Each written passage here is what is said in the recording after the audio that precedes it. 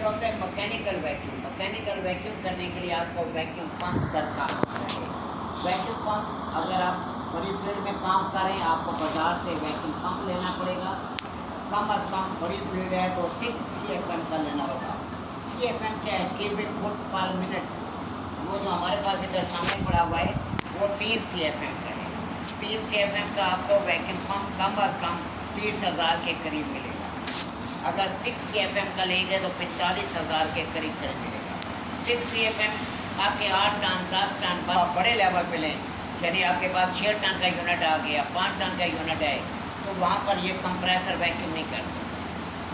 वो कंडेंसर इतने बड़े होते हैं, वेपरेटर इतने बड़े होते हैं, लाइनें इतनी मोटी होती हैं, कंप्रेसर ही टफ हो जाते हैं।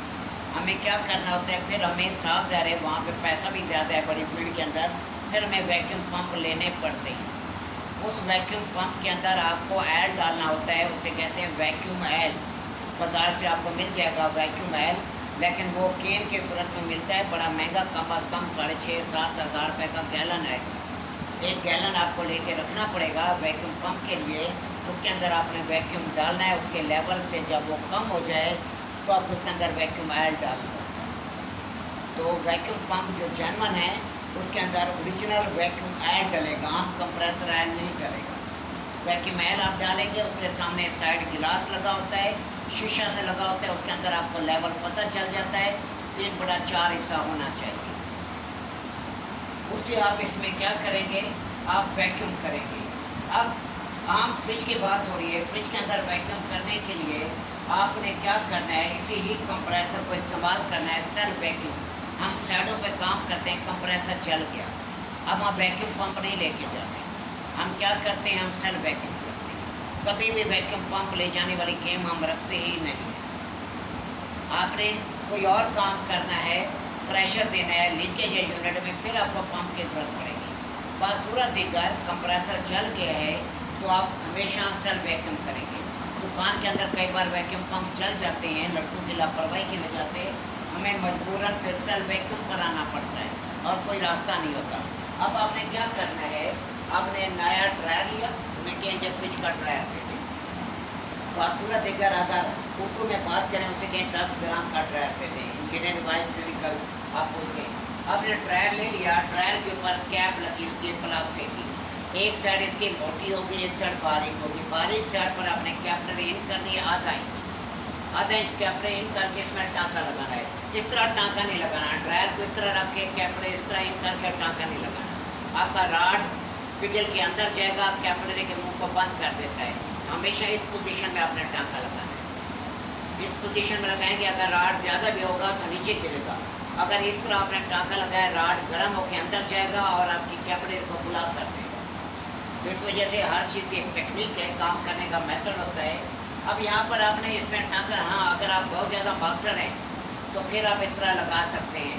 आपका हल्का सा राड मेल्ट होना चाहिए जो सिर्फ रोड को कवर करे, अंदर ना जाए। ज़्यादा हीट आपने दी, सारा राड मेल्ट होकर अंदर चला जाएगा।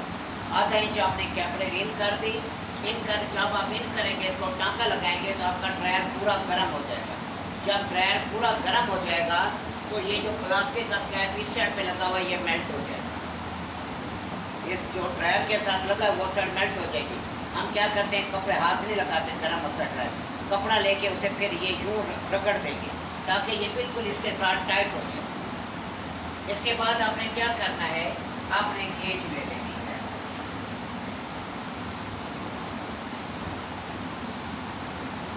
लो प्रेशर गेज ले ले, मैंने औजार आपको सारे बताए हुए हैं। आपको विकार को निकालने के अमल को वैक्यूम कहते हैं।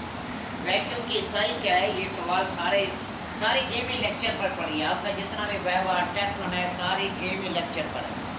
आपका लेक्चर क्लियर है, आप टेस्ट में बोर्ड के पेपर में मसला नहीं है। लेक्चर क्लियर नहीं है फिर आप हर जगह मार जाएंगे, क्योंकि यही चीज़ें का मकसद क्या है, किसी जगह से हवा के निकालने के अमल को वैक्यूम कहते हैं।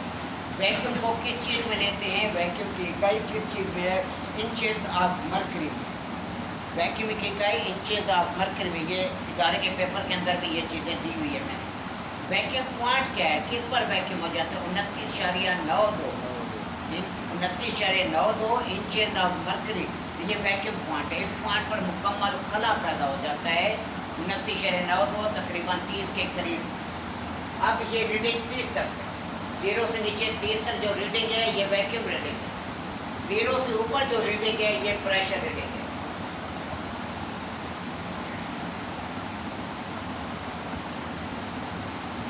0 से पर 250 PSI तक होती है, लेकिन करंट जो गेजें आना शुरू हो गई हैं नई मार्केट के अंदर, वो 500 PSI तक लो प्रेशर आ रही है। वजह क्या है?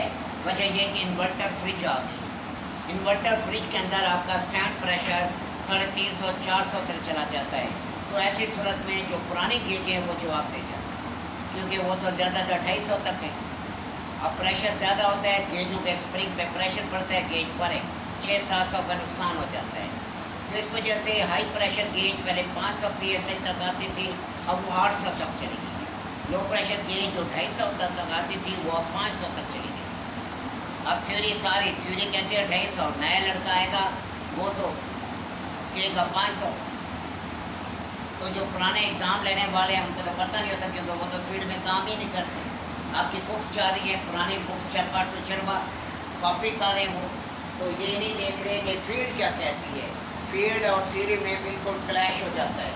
तो हम आपको फील्ड वाइज तैयार कर रहे हैं, फील्ड के अंदर ये इशूज़ आए, दोनों चीज़ें आपको बताते हैं। ओरिजिनल आपके पास है 250 PSI तक, लेकिन करंट जो बाज़ार के अंदर आप जो गेज आ रही है 500 तक आ रही है।